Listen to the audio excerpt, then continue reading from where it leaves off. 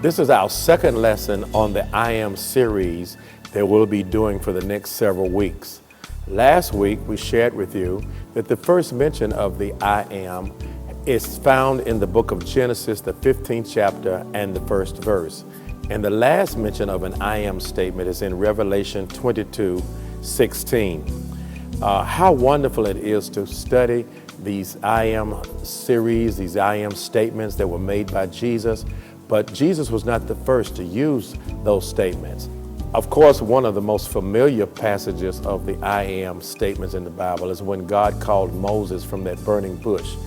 And you know, Moses did just like so many of us, made all kind of excuses as to why he could not go and be the mouthpiece for God and represent God in delivering the children of Israel out of Egyptian bondage. He made all kind of excuses. I can't speak, they won't believe me, on and on I can go. And he said, well, now who shall I say sent me? And the voice came and said, tell them I am. Now literally the King James Version is, I am that I am. And so for us to embark upon something so eternal and for Jesus Christ to pick it up in the Gospels, it indicates to us that he was simply telling us that he is God. He is the I am that he spoke of in that burning bush. At one point in his teaching, Jesus even said, before Abraham was I am. Oh, they were ready to stone him in John, the 8th chapter and the 58th verse. And so there are 7 I am statements in the book of John alone, and there's one in the book of Revelation. So last week we shared with you that we're going to start off with I am the bread of life. John, the 6th chapter, verses 32 through 40. We must realize as we embark upon this week that Jesus is the source of life. For John 1:3 says, all things were made by him, and not anything that was made was not made by him. All plant life, all animal life, all human life, Genesis 1:26, in him was life. The high regard for life is in the Bible. Now we live in a day where people take life so lightly with the murders, the crimes, the gang violence. There are those who would even make this point about euthanasia and about abortion. But Jesus, God, is the only one who gives life. Life is from the Lord, and it must be sacred.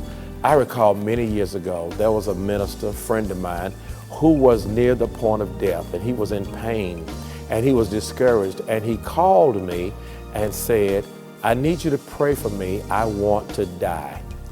And I said to him, life and death is in the hands of God. Only God can do that. And I talked to him about life that God still had for him.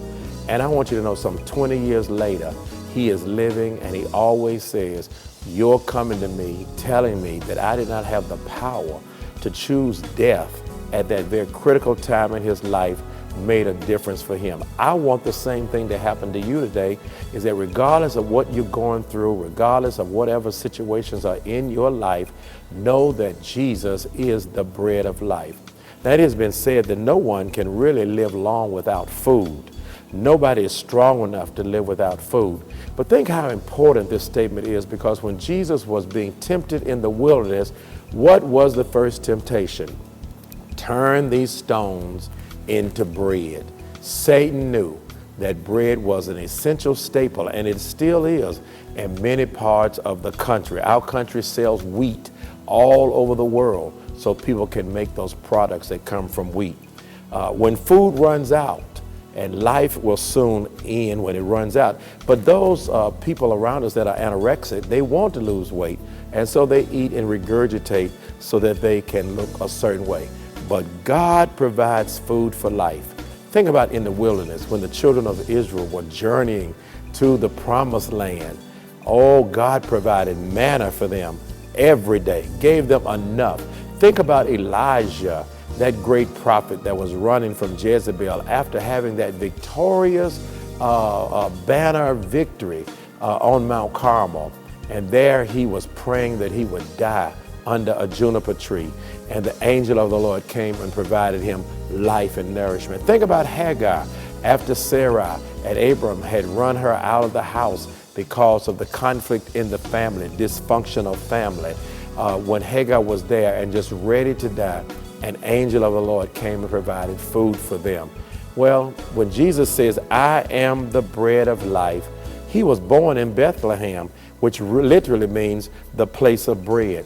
Every first Sunday, we take communion here at our church, and how blessed we are to symbolize the breaking of the bread.